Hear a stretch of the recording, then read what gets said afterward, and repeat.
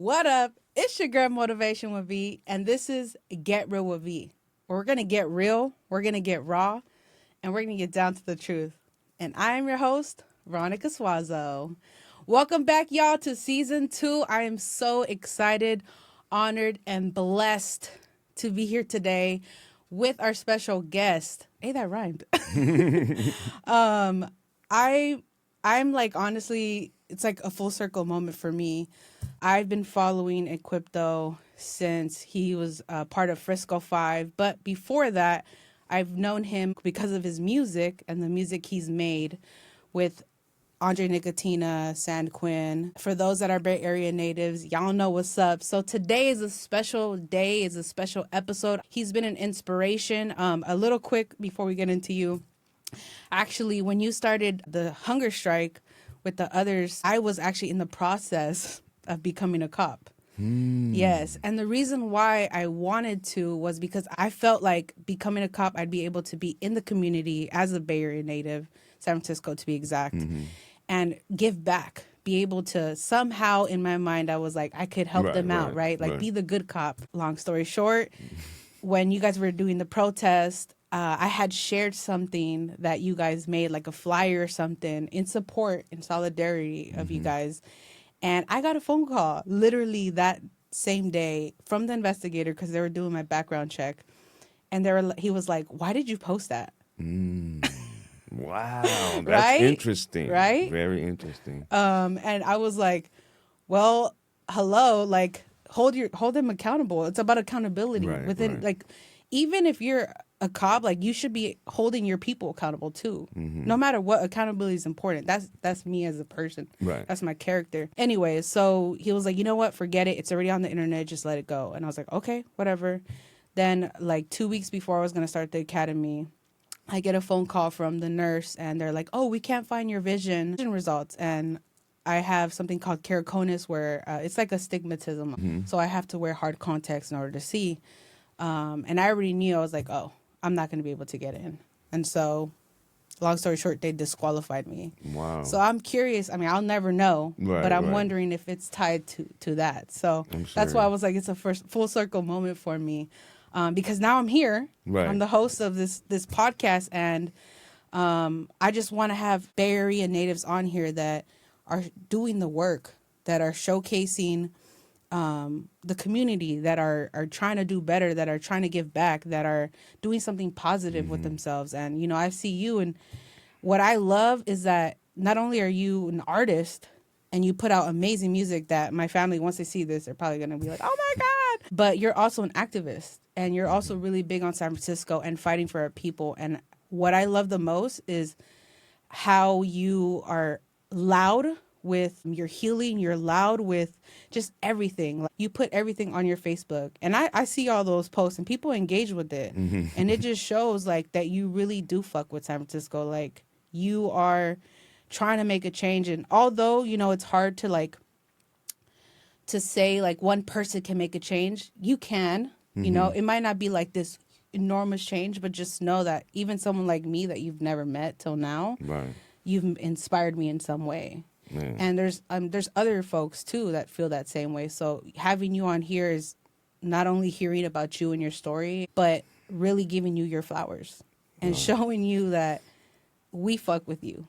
San Francisco, Bay Area, we appreciate all that you've done for us. And this is your time. We're giving you your flowers today. Wow, thank you so much. That means a lot. That really does. I mean, first of all, you know, let me say that I'm happy that our movement and the movement towards police accountability at the time for Mario and Alex Nieto helped change things. You know, it might have been indirectly or whatever, but it changed things for you. And I like this is a better outlet, I feel, for you, for the community, you know, and besides being a police officer or whatever, right? I mean, but I'm glad that took place. I mean, it's humbling, very humbling. Thank you for having me here. You know, this is dope, and it gets tough at times because there's not too many outlets and platforms to really share our stories. And I do think it's important because it's a timeline, right? Everything is a timeline, and you don't just arrive somewhere out of nowhere. Everything takes steps, and to be like even this quote unquote activist or rapper, MC, like it, you know, it's not a overnight thing in the sense of like, oh, this is what I'm doing. It's part of, it became part of my life. It's a Yeah. road to redemption too. It's like nobody's like, oh, I'm perfect and I did this, you know what I mean? Like, far from it, far from it. So it's always an honor, and it's like you said, I'm loud with my healing. I'm loud with it because it's part of who I am and what I become. Like if I didn't go through the pain, then I wouldn't be able to, enjoy the love. Yeah, no, I appreciate you saying that too, especially as a man. Like, I feel like in general with men, it's so hard for them to express themselves too and Hmm. be loud with their healing. And you doing that as someone that a lot of men look up to is huge. Hmm. And you just don't know whose life you can be impacting with the things that you say and the way that you're moving, the things that you post. Like, really, you're an influencer. In my Whether little you see way, it or right, not, right, you right. are. In my little way, I try to be, in a sense, like just Yeah. because a lot of my folks in the journey I come from, they're still, holding on to my old music or whatnot, which is dope. It is what it is, but That old music got us through back in the right, days when we was drinking and right, getting into right, random cars and shit, right, doing the most, doing stupid shit. doing Yeah. the most. But at the same time, like it's good to like make a turn and have some of those fans of folks like yourself even still fuck with me. You know what I mean? It's kind of like, oh, Quip kind of like on his little revolutionary activist hype, but I kind of fuck with him. That's kind of what the transition's been for me. Because at times, like I say, it gets treacherous, it gets lonely. It's not easy, right? To Yeah. stand in your convictions or whatnot, and when you're kind of like you're well read in certain political analyses and like you're kind of like, oh man, I'm by myself in here almost, which you're not, but it gets like that at Yeah. times, right? Because you can't find your tribe, or you can't find the people that kind of align with the politics you're going with. And as this journey turns and you learn, a lot of this is, there's pretentious acts, there's hidden agendas, there's people that have different you know ideas about the movement, different ideas, and making careers out of things, which isn't bad in a certain sense if you're really standing for justice. But at the same time, we have to be careful about people that are like out here, like politicians, making a career out of it. Like I do this out of my heart, like I've never got a dime. Any dime I ever got in a political act is I put it straight to the movement. If it was for Mario Wood's birthday or Alex Nieto banner, just because I feel that's what's right, right? It's like we shouldn't be getting paid necessarily for this work. And Yeah. if people see that and know and understand it, then maybe some folks will follow suit and understand that's what the work is about in a sense. But, it's not easy, right? Because we have to survive. We're in a society that's a capitalistic society that kind of depends on you striving for that dollar. So, it's a tough balance sometimes to balance these things, because money occupies our time, right? And the movement needs our time. You got to be in this thing 24/7. You know what I mean? Like, because Yeah. that's what these honks and these racist motherfuckers, they're in this shit 24/7. Our enemies are on And studying us, and they getting that money. and they get paid for it, right? That's what I'm saying. So it's hard for us to be these genuine folks that don't get money or whatnot, but still try to be a part of this movement. But we have kids to raise, we have jobs, we have bills to pay. You know what I mean? Like, Yeah. it's tough, but it's the balance and adjusting in a sense too. I guess like this social media platforms, we have to balance it out. Like you said, there's a lot of people doing other things, you know what I mean, in other regions, but San Francisco being a metropolitan city, it's one of the main veins in capitalism, along with Chicago, Los Angeles, and New York. It doesn't seem like that to us because we Frisco kids, and it's like, hey, whatever. This shit is $1 trillion gold mine. You feel me? Like, and when it comes to businesses, corporations, land property, the economics of this city, and we got, shunned out of it in a sense, as far as like Black, brown, indigenous folks, and really getting to learn about that, or just even getting left out the conversation and just bulldozed out of the community. You know what I mean? So it's like for San Franciscans and folks that the history of San Francisco gets swept under the rug. You know, a lot of the resistance and the rebellions and period, all over the world, all over the nation. But San Francisco in particular, obviously, I feel a special way about because I'm born and raised there, and I kind of witnessed this change, and I lived through it, right? The gentrification, the displacement, like my friends moving to Antioch, Sacramento, Oakland, Vallejo, you know, families not, you know, being separated. We're, you know, holding fronts on houses, locking arms for our folks while the sheriff department is evicting our sisters and shit. You know what I mean? Like, Damn, you were part of that? oh yeah, my folks was fighting for their house. Fighting for their house. You know what I mean? Like, and the sheriffs, you know, and they got through faulty realtors and all the insurance companies and old people getting manipulated out of their properties, and we had to stand with the community. And it's out there. There's footage of all that, man. It's, you know, it's. You know. I feel like I remember seeing something like that on social media. Yeah, it was things, and we held space in the house. You know, I don't want to put my folks on Front Street, but we held space in the house, a couple houses, but, you know, and. Did they end up getting still kicked out? Yeah, they got ended up kicked out. It was a rough one. You know, the sheriffs took them away and everything. But, you know, it's just, and this is not too long ago, right? Because a lot of people say the fight for San Francisco is dead. You know what I mean? It's like, we still here. You feel me? Like, we still fighting. But the more we get washed out and more complicit with the city politics, the more, you know, diluted it's going to get. It's just, you know, that's the facts of it. People want to rely on the mayors and the supervisors and all these, you know, politicians for change and everything, when in reality, it's the alternative that we're going to build as a community that doesn't deal with Democratic, Republican, liberals, none of that. You know what I mean? It deals with grassroots movements, people, socialism, communism, the interaction of people, fairness, right? The people not getting exploited for their labor. Right, like this is all that comes hand in hand with a righteous society, which we're far from. Like communities and certain people will have it, right? Like we try to build it, and like you said, you never know who you touch, right? Like wow, you know, like the work is reached out there, you know, like, and that's something that I'm forever grateful for. As far as that's worth more than any rap song or any mixtape or any show that I've done is the community work and the movement work that has passed on and inspired people.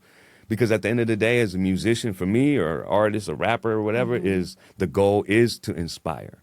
You know, is to touch the heart. Is to, you know, when I have a broken heart or whenever I'm going through something, I turn on some music, right, that touches me and it helps me cope. It helps me heal, and it'll open canals in your brain that might spark some, you know, change and some different ways to live and how to process the hurt. And being in the movement, it taught me the same thing. Me, like, it started me running up on Ed Lee, right? I ran up on Ed Lee at a restaurant. I think I saw that. Was it on camera? Yeah, it was videotaped and everything. And that's where it started. It was just kind of a random thing.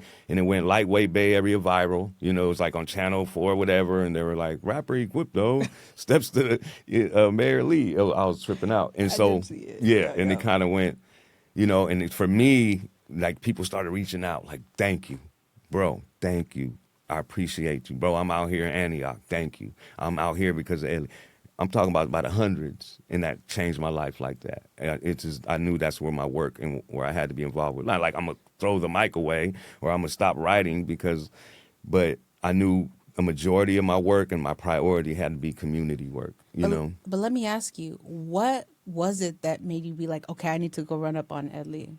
Okay, so the situation. Was there a moment, or? Yeah, it's my mother, pretty much. And that goes, like, something I think we should talk about is like my upbringing. Okay, because it's very important, right, for all of us. We're here because of our parents.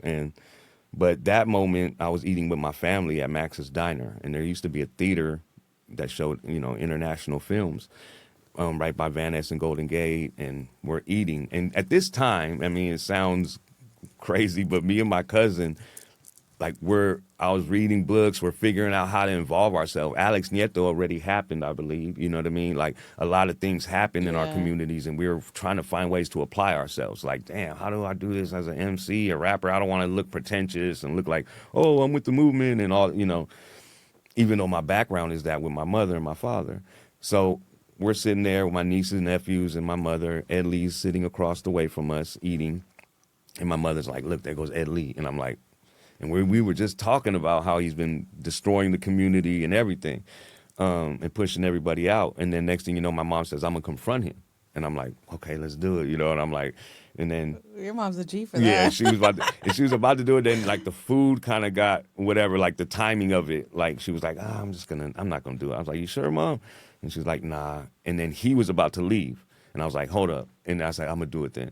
And then my niece and nephews recorded it. They're all, they're like 15, 16 at the time. They're like, oh, we're gonna record it. And because I had no idea really, you know what I mean? And I just Yeah. stepped to him. I was just like, bro, you're a disgrace to Asians, bro. You feel me? Like I was like, you pushing all the people in the city. You're connected with the mob. You're doing all this, And his security guards came out the cuts and everything, and kind of guarded him or whatnot. And then yeah, it just that's what happened. My mom was originally supposed to do it. I ended up doing it, and Damn.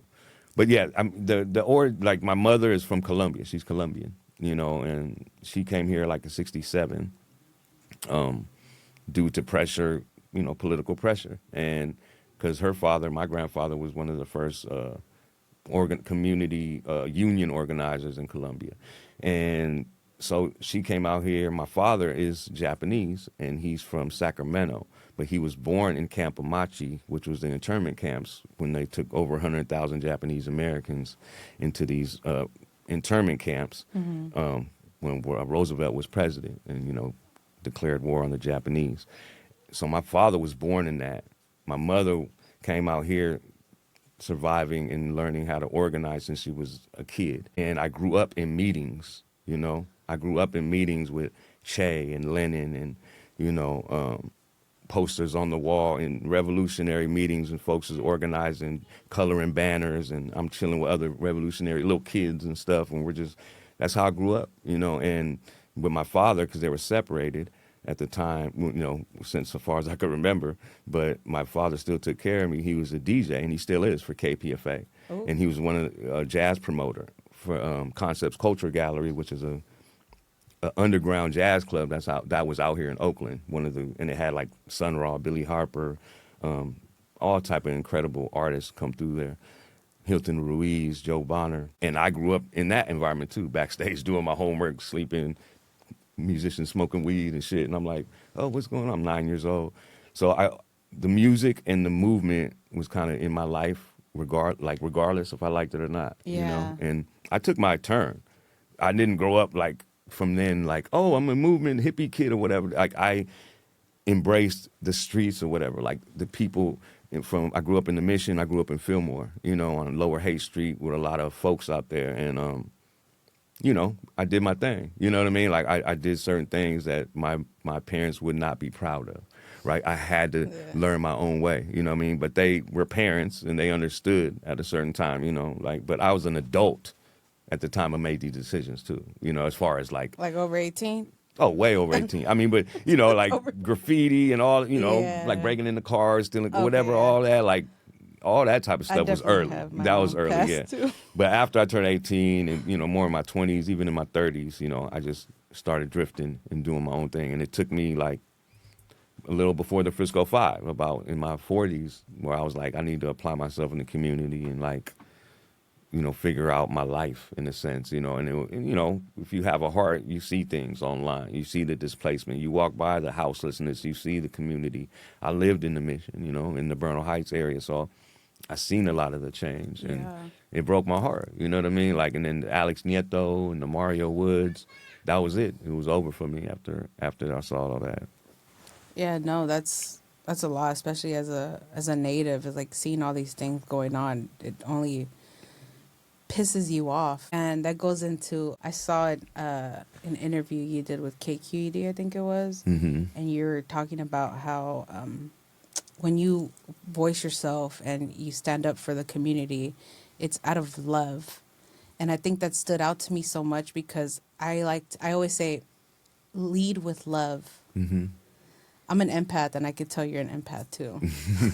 And that's the way I feel as a collective we can heal and work towards just having a better society. But I feel like for sure we're definitely far off from that. But it's like people like you and me and other folks that are doing this work, that are voicing themselves loud. And to others, it might seem like we're angry or coming off aggressive, but it's not about that. It's Right. about the message. It's Exactly. like, y'all ain't I getting was just it. about to say that. Like, Yeah. we're protesting, we're saying this on social media, we're being loud because we're tired. We're exhausting every avenue. Yeah. And it's like, it's so frustrating. Like when I see at protests, like cops getting aggressive with the protesters and they're being peaceful. Right. And it's like, can you just let us peacefully protest? Let us like just voice ourselves. Like we're frustrated. We're not trying to hurt nobody. We're just there to show you like we want to change. We're Right. tired. We're hurt, right? We're here with families are out there, you know, that have Yeah. suffered and you know, that are victims of this, you know, system. And I think that's very, very important. I mean, Che Guevara said it the best. He was like, the true revolutionary is guided by a great feeling of love. And he said it too, in all honesty, without sounding ridiculous, right before he said that. So it's kind of because sometimes we get distracted, right, and we don't understand all this anger, and we're yelling, even ourselves, right? It's a lot to you know, exert ourselves in, you know, and a lot of the times it'll get, you know, misinterpreted, right? Like you said, as anger and frustration. Yeah, but where's the root of it, right? We've been Yes. denied. I always say a demand is only because we've been deprived. It sounds crazy. Oh, a demand, they're demanding this. Because we've been deprived of this for so long, it ends up being a demand, you know, like, and I think that's why I love Malcolm X too.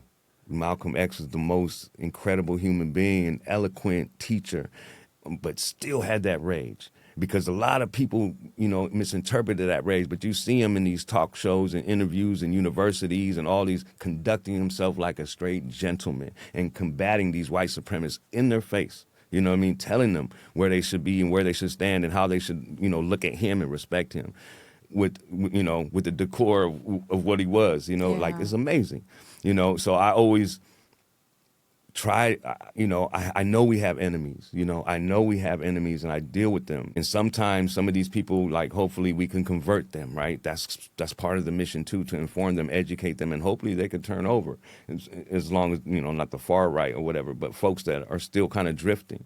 And that's why it is important to conduct ourselves with respect, you know, and it's not to code switch, it's not to, but it's to show motherfuckers that we are educated too. You know what I'm saying? We know a lot, and That we can, part. you know what I'm saying? So that is, it always means a lot to me. It's like, I say that on every show. I got a song called Got Love, and I always say what you said. Like, you guys see us on the front line yelling and angry, but no, this comes from the love of our community, because we have nothing left. We have, you know what I mean? Like, we're scraping for everything we have right now. Y'all, you know, y'all left us out here. So expect this, you know, expect this anger, expect this frustration. But yet it comes from us wanting this destination of love. We're trying to get to this place because we have love. We want to live in peace, just like you, just like everybody else. Yeah, that's why I'm really big on, like you mentioned earlier, like we all have a past, right? And it's pushed us to want to do good in this world. And I'm the same way too. I have a past. I've done some dumb shit in my 20s, and I just want to give back. I want to spread love. I see all the evil, all the hate going on. I see it on social media. I see it out in the public. Like, the community is just against each other. And if we just come together, we spread love, we unite, we can make shit happen. So that's why I feel like platforms like this are so important, because we're voicing it, we're putting it out there for people to see. It's like a SOS, you know, because people in Switzerland can see this, around the world, wherever it is. Crazy. You know, and that's why it's important to let us know it ain't all good over here. You know what I mean? Like, hey, we're going through it too, because I went to Palestine and learned so much, and you know what I mean, and talked to folks, and they were like, oh man, you know, like, I'm like, how can I help? How can I apply myself back home? Damn. And they were like, you guys are our ambassadors now, and you tell them back home that it's all bad out here, but you have a fight to fight at home, brother. You live on occupied land. He was telling me about what was going on in Hawaii, what was going on in Flint, Michigan, a brother in Palestine in the refugee camps. You know what I mean? So we have a fight here, you know, like, even I'll quote Che again. He says, us Americans have it lucky because we're in the belly of the beast. We have a chance to really fight this thing, you know, face to face. So, you know, we have a, you know, colonized land that we live on here, but yet we still have to understand the connection to third world liberation and how many military bases the United States has over there, right? And that's why I talk about making the connections is very important, right? Because we know who's funding what. Because a lot of people could, like the mayor of San Francisco could be, oh, we're doing this. We want a free Palestine. We want Sudan and Congo to be free. We want, behind the closed doors, what they're invested in and what they're, you know what I mean, pushing and endorsing and who they're having meetings with behind closed doors are people that are cavaliering this movement of white supremacy. You know what I mean? Like, so it's a game, you know what I'm saying? A lot of it is a game when it comes to those politics. That's why I said before, grassroots. You know, no Democrats, no liberals, no. We study it. We understand that's what we're dealing with. We don't have to have no hope in that. Don't be let down by that. That's apparent. That's irrelevant. That's nothing. You know what I mean? That shouldn't stop us from organizing. It shouldn't stop us from educating each other. Because, yeah, this is an SOS signal for people worldwide to let us know we're not all good out here. You know what I mean? Like the mission, yeah, they want our taco stands and they want our murals. They don't want our people out there. They don't want our people with a voice and people that'll stand up for and build in solidarity with other communities, right? Black and brown, indigenous, the Asian community, like all of us building together to understand what we're demanding. What do we want as a community? Like that's what they're afraid of. Yeah. Yeah. When we come together, that's when they know shit gonna hit the fan. Exactly. We start talking to each other. It's just like when two people don't talk and someone's trying to start shit and then you get together like, oh, wait, they said this. Like, nah, that ain't true. And then you bust them out like, oh, I meant, that's what a lot of it is. They're trying to divide us. And when we got the same enemy at the end of the day, we might have different, you know, demands, different, you know, things that we want as a community, but it's all the same at the end of the day. It's demanding. So I have a question for you. What was the experience like being part of Frisco 5 hunger strike? Like emotionally, spiritually, physically? I know it was documented and y'all really went through it. I was like, damn, you guys are holding on. Yeah, it was a trip. It was, yeah. So tell us about it. So, babe, hold on. If you want, she can sit with you. Yeah, you want to sit with me? Come here. Let her in. Come here. Come here. We're gonna have his daughter sit with us. Oh, she's so cute. It's okay. It's okay. Yeah, it's okay. She can be in there. Yeah, it's okay. It's okay. Papa's do the interview, okay? This is real. This is real footage right here, y'all. You know, before my brother Kale was gonna come, I was gonna tell you like it might be like this because that's okay. My mom couldn't watch her; she's too busy. They all know you're. Hold on, Papa. Your dad. Do the interview. I know. Come here. It's okay. And the fact that she finds comfort with you says a lot. I'm almost done, okay? Hold me. So as for those that know or don't know, Equipto is a father. Yeah. And his daughter's here with us today. This is my daughter, Frida Vera Machi Sato. Look over there, babe. Say hi. Look at her outfit. She's fly. Say hi. So she's going to be sitting with us in this interview. She's going to answer a couple questions too. Yes. Yes, she will. I'm sure she'll have her say in something. Okay, let's get back Frisco into 5. Yeah, Frisco 5. Yeah, it was and like I said before, like the timeline to things are important because it was we didn't just be like, oh, we're going to do a hunger strike. I feel the same way. We exhausted every avenue. At that point, there was Amilcar Perez Lopez murdered by the police. There was Alex Nieto murdered by the police. There was Mario Woods murdered by the police. And we were shutting down town hall meetings, going to press conferences, going to the mayor's house, going. Papa. She's trying to watch her show. That's so cute. We'd be at Chief Sir's house. All these, you know, it was like, Yeah. and it seemed like we are getting nowhere in a sense. I mean, it was something, but you know how it is. It's like we Yeah. weren't getting justice. And my mom had suggested that we do a hunger strike. She was like, you guys running around everywhere. Let's do a hunger strike. I'll join y'all. Let's do it. Da, da, da, da. So it was her idea. And within a couple weeks, we basically went there. It was after Luis Gongora had got murdered the same day. My mom mentioned it like a week before. Luis Gongora gets murdered in April 2016. And she's like, let's do it. And we're like, fuck it, let's do it. And so we gathered four of us plus my mother. And See, the thing about it was we also camped in front of the station, right? It wasn't like a hunger strike at home or whatever the hell. We were like camped out in front of the station. It was a horrible storm going on. It was the same day that Prince died. There was a rainbow around the sun, April 21st. I'll never forget. Shoot. And that's when we embarked on this journey. And at first it was, a handful of people here and there supporting. It wasn't that many, it kind of built up after a while. Some support came through like, damn, y'all really doing this? Like, and to the point around day 7, that, 8, it got more intense, and the news started coming by, it was in the newspapers. A lot of communities started standing with us, and the whole block was kind of ticking over. And it just, it did get intense. There were moments where I wanted to quit. There was moments, and I was like, I saw the family. I would see some families come by and visit us and thank us. And after that, I couldn't quit. It was just like community was pouring in so much love. I was like, I can't stop right now. I said, we're going to go. We got to go all the way. We were trying. It was a tough time. I mean, we lost a lot of weight. We were seeing things, like it was a lot of euphoric moments in a sense, like where we were ready to give it all, like it was a trip, at that moment, and where the political climate was for San Francisco, that's where we were ready to take it. And we felt like, we were in position to do it. Like, we've gone this far, let's keep going, to the point, to day 17 about, right? And, Damn, I can't believe y'all went 17 days? Yeah. Without eating. But you had water, right? Water, coconut water.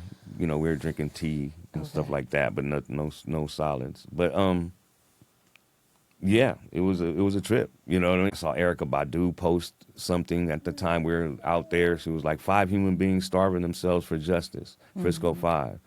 I still got that tweet saved somewhere. You know what I mean? Like, it just touched us. It was just like those little things, like people in Palestine, dude, like.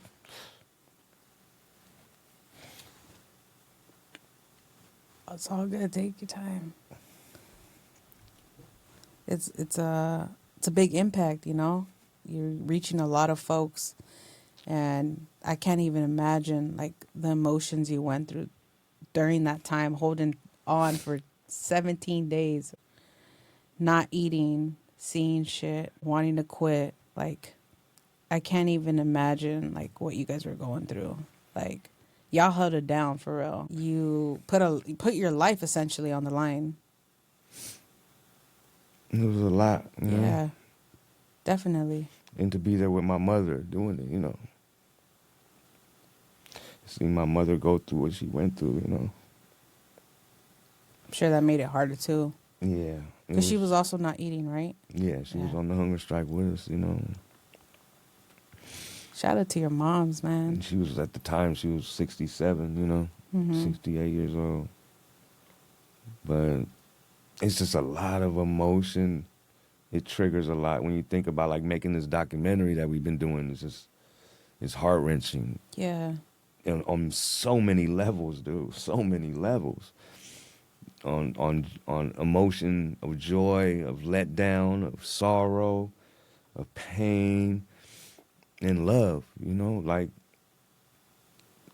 so many people came out, and it wasn't to join us, it was to join a cause, a movement, Yeah. against police brutality, police terrorism. And you didn't feel alone no more, Yeah. And you had all these people hit you up too. I'm sure big timers. Right. I remember I was keeping track of everything that was going on, and I was like, this is crazy. But like in the most powerful way. Like, you guys really set a message. And I think it was even after that, right? That he quit, or so what had happened after 17 days, the community rescued us. Our comrades, they saw us dwindling. Mm-hmm. And I remember one time they touched my shoulder when we were just talking and conversing, and I was shaking, and I didn't know it. And they're like, dude, you're shaking, bro. Like, we're done. We're going to turn you in. So a lot of people had wanted to keep going. And we kept going in the hospital, too. We didn't get fed in the hospital till it was over with. But so what happened, we got rescued, went to the hospital day 17. The community gathered and were outraged, and they stormed City Hall. And that's when Frisco 5 turned to Frisco 500. Ooh. And I was in the hospital. This is before FaceTime and all this, right? Or whatever. I remember my friend was sending me some type of videos of people in City Hall, and they're throwing out the metal detectors and holding space, fighting the sheriffs, and then next thing you know, they're there for 9 hours ordering pizzas, and I'm looking at this at the hospital like in tears, like watching this, like, wow, wishing I was there, like, like, and it just made me feel like, like there's a revolution going on in San Francisco. It was 9 hours in City Hall. It's never been done before. To this day, they held space in there, and teenagers got arrested, and women journalists got their ribs cracked, and people Holy. got injured. A lot of things happened, like over 35 people went to jail, and at that time, so that stopped. Keep in mind, Chief Sir is still in office, and he isn't budged at the hunger strike, really. And day after that, out the uprise of City Hall, Jessica Nelson Williams gets murdered I remember that. in the Hunters Point district. A black woman, I think she's from Sacramento, but she was out here, and she got murdered by Officer Justin Erb. So after that, that's when Ed Lee let Chief Sir go. So it's very important to understand it wasn't the hunger strike. It was really part of it, obviously, because there wouldn't have been a City Hall uprise without the hunger strike, right? But it was the uprise that City Hall, because they'll try to brush that under the rug all the time, because there was damage done, and they were held space, and, and they didn't want that to happen again. And they knew, like, once Jessica Nelson got murdered, if they weren't going to hold that pig accountable or do something to Chief Sir, then we're going to take over City Hall again. And that's what happened. They announced, I remember being at home. The day I got home from the hospital, I'm watching the news, and I see Ed Lee with Chief Sir, and the new Tony Coleman was the new chief or whatever. But it was a small victory. We were all in tears. We all called each other. It was a small victory, but a victory nonetheless. Yeah. Hell yeah. Y'all did that. Yeah, I didn't know I was going to get emotional like this. Hey, sometimes it just be like that. Especially like when you're talking through an event, it'll bring out emotions in you that you probably didn't think that were still there. But it's I don't want to say a traumatic, but kind of traumatic in a sense, because y'all weren't eating for a lot. And I can only imagine, like, you had moments where you're like, yo, I can't do this anymore. Like, but then you were fighting and holding on. I mean, all the things to lead up to that, too, are part of the trauma, I would say, like everything. Yeah. Shutting down. I mean, I went to jail like 3-4 times in 1 year because of the movement. You know what I mean? Yeah. Like, being in jail in itself is another trauma. yeah, it's just like going through that process. I mean, nothing compared to real, political prisoners and folks that's going through something. But it's like, oh, okay, I'm in the holding tank again. Oh, I'm in this cell again. Oh, I got to get out again. Or, I'm going to get bailed out. Or, oh, Jeff Adachi got me out. Or what. It was a lot of that. It was just confusing. It was a lot of, dealing with the pigs, when we're trying to fight this thing. And so, it was just, and then sitting with families, really building with them. It's right. It takes a toll. Yeah. It takes a toll. You're hearing their stories, and it's not easy to navigate sometimes, you know what I mean? But at the end of the day, if you're guided by love, if your foundation is in love, and as long as you're being respectful, all the intentions are pure, like. Yeah. I agree. And I feel like for people that are listening in, if there's anything you take, it's love each other, show love, spread love, kill them with love, kill them with kindness, and stand up for what you believe in, stand up for what you love. Mm-hmm. Yeah, it's important. Stand up for what you love. Get educated on what's happening. I think it's very important, because we're all going to be in those positions, or should be actually in those positions of debating, these people, because we're getting closer and closer to a place where these lines are divided, right? And Mm-hmm. some people, need to be educated, and the other side is what I'm saying and whatnot, right? But ourselves, we need to be able to know how to deliver this information, be able to write down this literature, be able to know how to process it and get it through certain media outlets and stuff like that, and hand to hand. You know what I'm saying? Even just the OG soapbox, getting out there and talking to the community. You know what I mean? Like, that's the everyday person, the everyday working class person is the person that needs the most attention right now and most empowering right now to understand their value and what they bring to this so-called nation, because at the end of the day, in order for things to change really it's not the answer to all, but Yeah. the general strike. A general strike is what needs to happen, and understand our labor and these unions and what is transferred overseas. What do we support, right? If we cut that off, maybe the hands will be a little more cleaner, because there's a lot of blood on America's hands, which already, so there's a process to revolution, it's not going to happen overnight. So I understand there's certain, whatever it be. What do you think could be like a first step for folks to help like with the Right. revolution? Like, what's a good first step? No, Papa. For me, it's tough, right? Like, Yeah. for me, I would say there's a few things. I would go to a protest. If the cause is in your interest, go. It doesn't mean you have to participate. You don't have to Yeah. hold a sign. Peep the scene. Take some little people that are passing you out, because it's important to get involved with an organization. It doesn't necessarily mean you have to be a part of that organization, or you could partake for a little bit and figure out where they're at. Yeah. Even Bobby Seale had multiple organizations before the Black Panthers came about.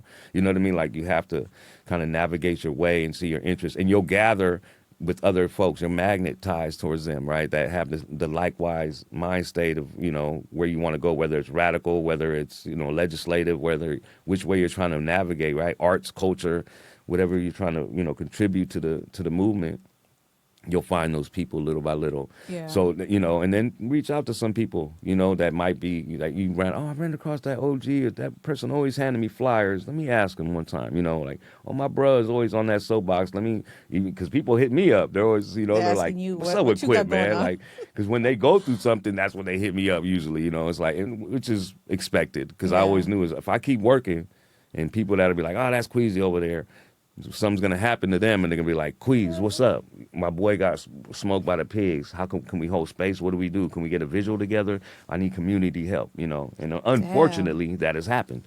You know what I mean? So it's like, those are the things that I kind of, study and build for too. So I could always be there for my community, in the sense of, he has that, he could help us kind of organize on that level. He's kind of been through this. You know what I mean? Yeah. Like, so, those are the type of things that I think we need as a community, and prepare each other for whatever it is, and always, celebrate the small victories, but get back to work. You know what I mean? All that type of thing, man. Because I have a seed. I have a daughter now, and I'm 51 years old. So I started late, right? It's a different life for me. And I'm the most happiest ever. I feel blessed that I could do it Hell like yeah. this, even, and it's a job for me to raise her right. Like, she knows nothing about anything that's going on, right? Nothing about Yeah, she's ICE so innocent. raiding, and nothing about everything that's happening. But she's definitely going to be affected by it, and certain things that I want her to be aware of, like, I'm not going to instill it in her like it is, but I'm her Yeah. parent.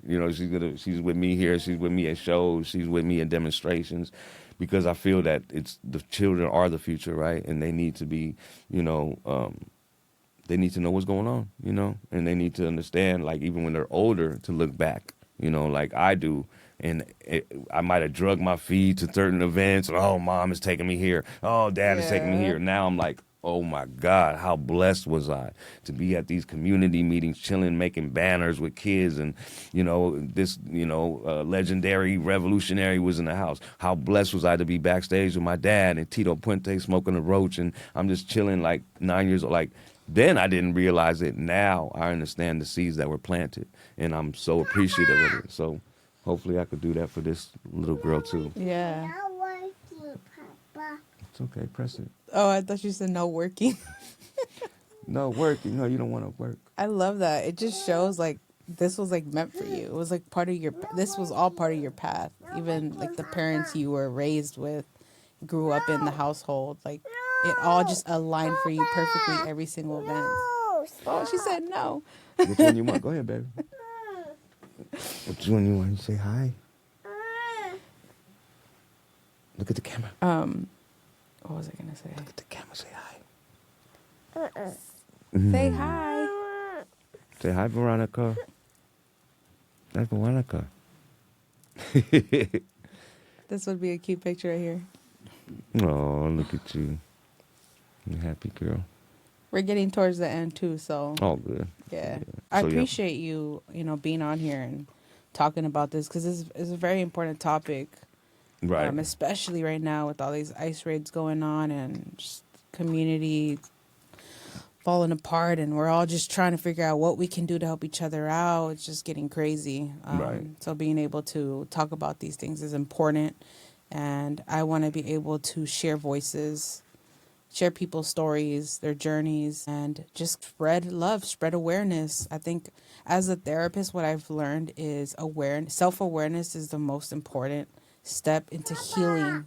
Right. And I think that's the same way with how we will heal as a collective, is being self-aware, to question everything that's going on and not to trust entirely the system, but to ask questions, Yes. and to stand up for yourself, stand up for the person next to you. I'm very, very big on that. Even at like any job I'm at, if I see someone's being treated misfairly, I'm always going to speak up. Right. I think it's important because that's another thing. Like, we don't know our power, right? As human beings, our power of influence. Like, sometimes I talk to some folks and homies are like, yeah, but you got the outreach. You could do this. Like, no, hold on. Like, I understand where you're coming from with it, bro, but it doesn't mean you can't do anything and start something. Yeah, no, everyone has the same power as you. You might have a little more influence, but everyone has the potential to start something. Right, exactly. So Especially nowadays with social media. Yeah, we have to learn to empower each other. You know what I mean? Most definitely. Okay, we'll ask you a few last questions just to close it down. Yeah, I need to press Wait. this. Where's I you? need to press this button. You need to press this? Yeah, the axe. The axe. Hmm? The axe. The axe? Yeah, the axe. Okay, go ahead. So it's an axe. Okay. I love this because it really shows like you in your life and you being a single father. Trying to juggle multiple things, activism, music, and all that good stuff. Like, this is real raw footage right here, y'all. You guys are gonna see Be it. nice. Be nice to the microphone. Give us a verse. What's that? Freestyle. No, You want to sing your song? Sing your song. no. Does she love music too? Oh, God, Do yeah. it. Free the bear. Free the bear. She said, shh. What do you mean? She said, nope. She said, we're done. She said, we are done, y'all. Okay, we got one more question and we can wrap up. Look over here. How about that? And then you get your ice cream. Oh, Ice cream. So last question. For young artists today who want to use their voice for change, what advice would you give them? Wow, that's a trip. It's almost the same. I would say it's like the same. Like, go to a protest. Go to, you know what I mean? Engage, and to study, right? Because the artist has to be knowledgeable. You can speak from passion and all this and whatever, but we have a duty as artists and MCs, as educators too. We have people that follow us and listen to us, and we don't want to be wrong when it comes to facts. We could be very passionate and whatnot about everything that we stand for, but study, read books. If you want to get involved in the movement, read dope books. Read Malcolm X, the autobiography of Malcolm X. Read The Indigenous History by Roxanne Dunbar. Read Asada by Asada Shakur. Guerrilla Warfare by Che Guevara. There's certain things that'll ignite, right? The Wretched of the Earth by Frantz Fanon. And once for me, it was those type of books that connected me to that. Enlightened me. Like, I didn't feel alone. It's one of those, like, he wrote this in 1967. I'm like, they wrote this in what? Like, I'm an avid reader because I always think those transcripts were left for us to read. It's like they're writing these, like, SOS again signals. Like, I'm writing this for y'all to know what you're headed for, what this system is going through, what I went through, for you to prepare, and what this, what to expect, and to how to get through this with love in your heart. You know what I mean? Like, a lot of those books deal with that. You know what I mean? So I think as an artist, you have to know that. Follow Nina Simone, follow Miriam Makeba, certain artists that use their platform, Marvin Gaye, all type of artists that use their platform and sacrifice for the movement, and learn their journey, learn what they stood for at that time, whether it's the Vietnam War or whether it was houselessness, evictions, and how to apply yourself, right? It's really like being on the ground with the people, because that's my thing as artists. No, don't go there with your bodyguard. Don't go there thinking that you're just going to perform for this. Oh, I'm going to go perform for this fundraiser. I'm going to go.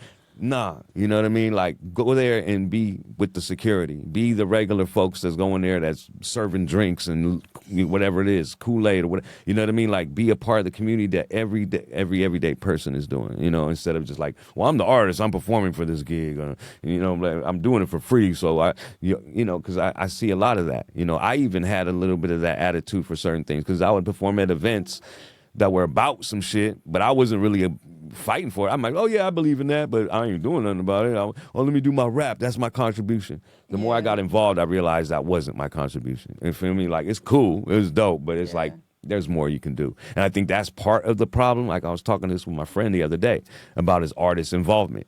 And so when the day comes of these popular artists and folks let the guards down and they get involved with the community like that, not like, I'm performing for this. No, you go there and you be like, whoa, what's his name? He's here just chilling. Like, you ain't gonna perform later? No, I'm just chilling. You know what I mean? I'm holding space with folks. You feel me? Like, not announcing it on, it's like being really a part of that. It's kind of like, I think it's an important, important attribute that artists have to have towards the movement, towards the artistry. It's like a commitment. Like someone, there's artists that said, like, an artist's responsibility is to make the revolution irresistible. That's what the Panthers did in their sense, right? They made it cool, right? They wore berets and leather jackets, but you had to read 3 hours of political science. You had to be down to feed the children. You had to spend time all day. You know what I mean? To be part of the Black Panthers. Yeah, you couldn't just wear a leather coat and wear a beret, because, that was part of the, psychological tweak for folks, that wanted to recruitment, right? Like, what, baby? Yeah, so, artists, if they want to get involved, go to a protest, holler at me, holler at someone online, a Immortal Technique. I don't know, it's hard to get in touch with cats sometimes, but, I would say just humble yourself first too. Don't just jump in, humble yourself, read a few books, learn a few things, develop your own perspective, and politically, whatever it is, lifestyle-wise, and study history, and... That's amazing advice. No. Honestly. Yeah, right on. Yeah. I mean, it's a lot of trial and error, but you have to know where your heart is. You know what I mean? Like, at the end of the day, because people always say, be yourself, and we have to find ourselves before we can be ourselves. And a lot of our journey is like trying to fit in or trying to impress this person, and we've all been through that. And that's what a lot of this entertainment world is, right? It's hey, I'm preparing for this. This is what I'm doing. You know what I mean? Like, look at me, like, so you have, in the movement, it's all about selflessness. In this music shit, it's all about me. You know what I mean? And it's cold, right? It's a cold, that's what I'm saying. So it's hard sometimes to play that field, right? You know what I mean? Like, if artists aren't going to give themselves up selflessly into the movement, then we don't want that shit anyway. Yeah. You know what I mean? Like, keep that over there in the mainstream. Keep that fake shit, them little banquets y'all have and all that little shit for the whatever it is, this Bitcoin, this, that, whatever y'all support. You feel me? Like, that's not hip-hop. I don't care who you are, where you come from. It's not, hip-hop will never be conservative. It'll never be conservative, regardless of what white boy or what person you see up there rapping about Trump and all this type of shit. The rap, it can evolve to something else, and it can evolve to a certain, facet or whatnot. But the root of it is dealing with the suppression, dealing with this monster that made the Bronx unlivable, right? Where hip hop had to thrive through different type of whatever. They had to create their own electricity. They had to create their own venues. They had to create their own instruments, which were turntables. You feel me? Like, Yeah. didn't need all that shit. You know what I mean? So to me, hip hop will never be conservative. You know, that's another tip to take. Don't come in this game thinking that you can rap about endorsing a white supremacist or something. Right? That's oxymoron, as they say or whatnot. So that goes into one last question: is for artists that are trying to get into the music industry, what is your advice for the artists? I Dope. feel like the music industry is tough, and The music industry it's is just as so. Look, if you're just like everyone says, it's a music business. There's music and there's business, and then there's music business. If you're striving for that, by all means, cover your ass. That's all I would say. If you're going into this business, get your business right, get your publishing right, get all that shit straight so no one could rob you and make more money off you than yourself. You know, that's part of it if you're going to endeavor in the industry. And it's hard to give advice sometimes because sometimes you learn the best things by going through the worst situations. So I don't want to be like, no, don't chase your dream. Don't go. Someone might go to Atlantic on their last tank of gas and try to get something cracking with a label and it all fall apart, but then they meet the love of their life out there on something and they're not even tripping off of rapping. Like, I've seen things like that happen. It's like, man, thank God. I don't know what I was thinking. Rap was bullshit. I found this family I'm with now. I live in LA. Like, it's just like, so it's like, it's hard to give advice, like chase it. It's just like, if it's in your heart. And for me, an artist in the industry, this is just opinions of me. If you're going to do that, you have to have something to offer. Positive, right? You have to have an MC period should have something to offer, right? You're not giving the same old jargon. You're not giving the rigmarole or the slow rhetoric and all. You're coming with something new. It's still traditional, still founded in the roots of it, but you have to have something to offer, a voice that isn't necessarily touching on something that should be touched on. You know what I mean? Like connecting the dots for other people to make things a lot easier to understand the culture and the history of hip-hop or jazz or soul music, whatever it be, ska, reggae, it's all connected. So, a lot of it is if you have something to offer and you really feel that you belong in this industry to change the game or whatever, then by all means go in. But cover your ass legally, do it right, and know that nothing comes overnight, you know what I mean? And if it does happen overnight for you, beware, you know what I mean? And, just have fun too. See, my thing is the culture, you got to have fun. You got to have fun. That's where the dopeness comes from. Like, you got to have discipline. You got to be strict. There got to be a certain regimen you live your life by. But when you indulge in the culture and in music and creativeness, like, you got to have fun. You know what I mean? And that's where things kind of, the new canals open up, and the new genres open up, new music, you know what I mean? I mean, you have folks like D'Angelo, just passed away, was a groundbreaking pioneer musician. A brother the other day just passed named Peace from Freestyle Fellowship, who's another architect of style that's very overlooked and doesn't get the flowers he deserved.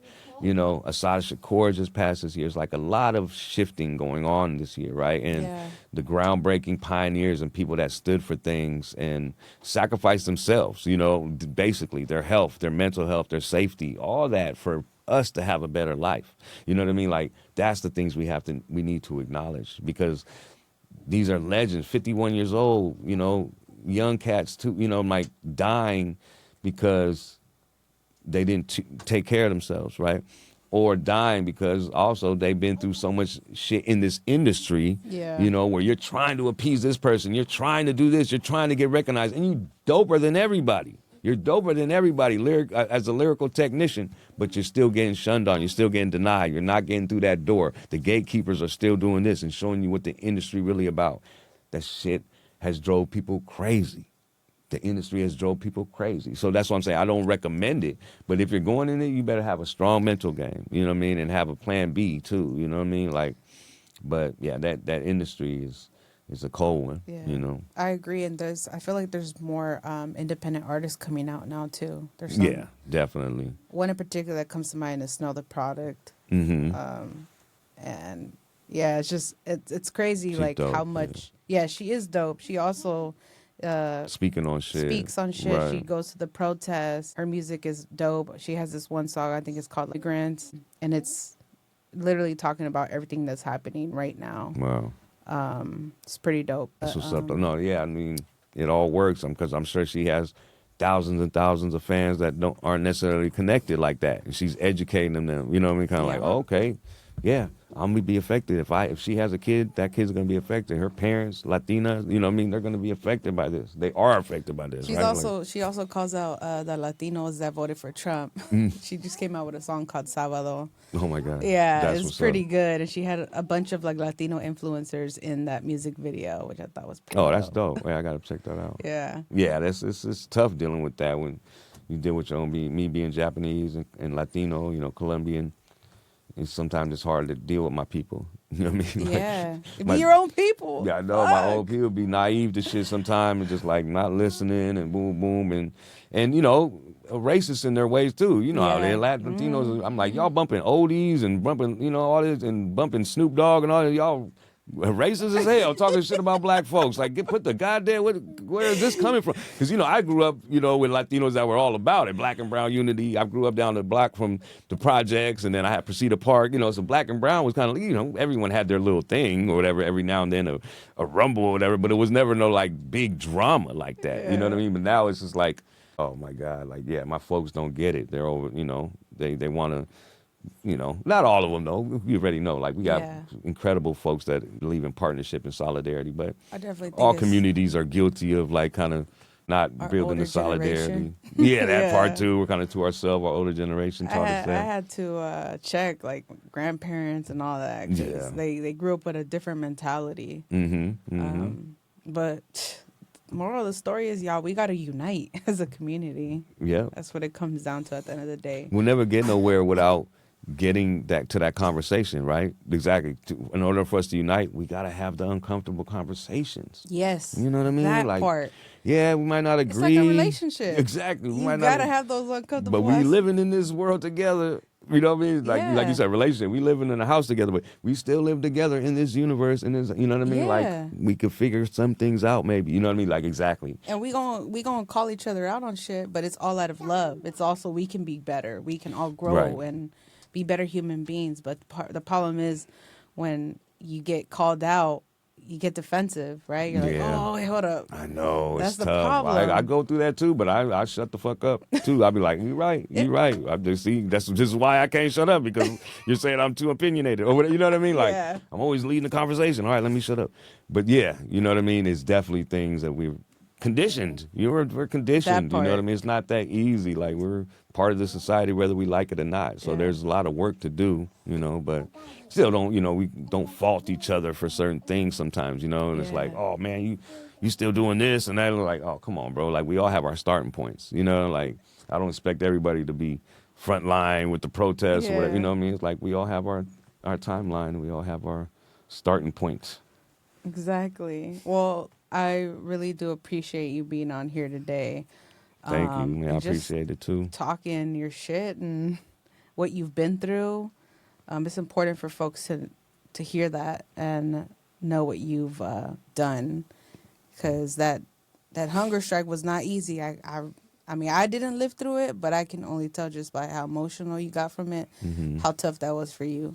And just in general, like being in the front line, being at protests, constantly fighting for the city, like it takes a lot of energy from you. It can be draining. Yeah. And as someone who's a therapist who works with people, I take on a lot of energy, and it's a lot. Right. It's a lot. So just know that there's a lot of folks out there that are going to tune in and that fuck with you and really appreciate your work, what you do, who you are, your music, everything that you embody. Right on. So keep doing what you're doing, you know, and all we can hope is that shit will get better little by little and that we continue spreading love. But as we close on, is there anything they can expect to look out for you that you have coming out? I know you mentioned about the documentary and any music or anything. I mean, Solidarity Records is the record label that I'm with, that me and my folks have had for over 20 years. And we drop things on Bandcamp, iTunes. So the music is always there. You know, the Frisco 5 documentary should drop next year. There's a Boy Stiff documentary that we just did. It's the group I come from, hip hop. It's like 90s about the 90s era kind of in San Nice. Francisco and everything. That's doing pretty well. But yeah, just staying active, raising my daughter, and that's pretty much it, really. We got the Black and Brown Social Club on 16th in Valencia that we have open mics, movie nights. Oh, we have, nice. Yeah, we have community meetings and general meetings. It's very dope. A dope overlooked space. I promote it, but at the same time, I don't overly do it because we have a strong community, but everyone's welcome, all the time. What is it called again? Black and Brown Social Club. Okay. It's on 16th in Valencia, right there, 474 Valencia. You guys got an IG? Yes, but we just can't. There's no access. Yeah. No, there's no access. It got lost in the password. I'm like, should we make a new one? I'm like, I don't know. I'm not too savvy with the IG, but those are the things. But otherwise, just thank you. Like those little, these things mean so much. Not just to me, to the community and everything, but myself as well, right? Yeah. Because we all have a story to tell. We all have a legacy to leave. You feel me? This is your legacy. Sometimes you feel like, you want people to know what you went through, right? And told by the right folks too, right? Involved with the right people, because a lot of culture vultures out there and people who don't really appreciate the movement or the sacrifice, right? Yeah. So, I thank you, and I'm glad, like I said, you doing this and doing this community work, and you found yourself through that whole transition too, as well, as far as like trying to be a police officer and then figuring it out, like, oh, maybe it was meant to be, I wasn't, So I'm glad everything turned out the way it did, though. Me too. I'm so grateful to be here and to do this. Like, I never in a million years thought I'd be sitting here interviewing you at that. And I'm excited to see where this podcast takes me. I just hope to continue just raising everyone's voices, healing out loud, and just voicing ourselves out loud. This is my platform, and I'm just so grateful I was able to share it with you and able to share it with other folks that are tuning in. So once again, thank you so much for being on here. You guys can find him on IG and Facebook, right? Mm-hmm. I'll put both of his handles here. What are they called? Equipto _415. Okay. At that's for Instagram, IG? yeah. Okay. And then Iliad Sato is my Facebook, my Okay. real name. I'll put them both on Yeah. here. So go ahead and follow him, y'all. I'm sure most of y'all already are, but if you're not, all the information will be right here.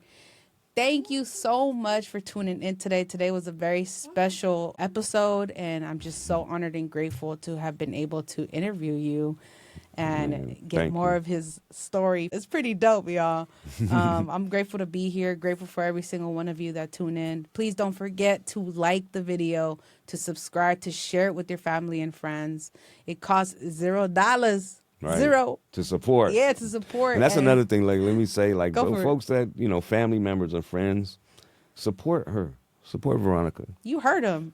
Equipto said it. Because support, that's where we get, the motivation from. That's how we get further. Like, and you always tell people, follow your dreams. She's following her passion, her dreams, and she's doing something for the community. And it doesn't take much to support, like and subscribe, share a video or whatever it is. If you might not believe in certain politics, whatever, find a different one you do believe in. But I think it's important. Like, I wouldn't even have like this outlet myself with music if it wasn't so support from my friends, my family, like from the beginning, right? Going to my shows, 5 people, hey, it's my friends though, it gave me that confidence, it gave me that. And then, like you said, the like and subscribe, those are little things that we need to carry on and get a little traction. That's all I need from y'all. You know what I mean? Like, so I always say that, like, people got to support each other's dreams, family and friends, passions, whatever it be, especially if it's not hurting you no way, like, come on. So, yeah, like and subscribe. Yeah, you've heard him. So now you got to. I appreciate y'all. Y'all have an amazing day. Stay tuned for the next episode. We out. Peace.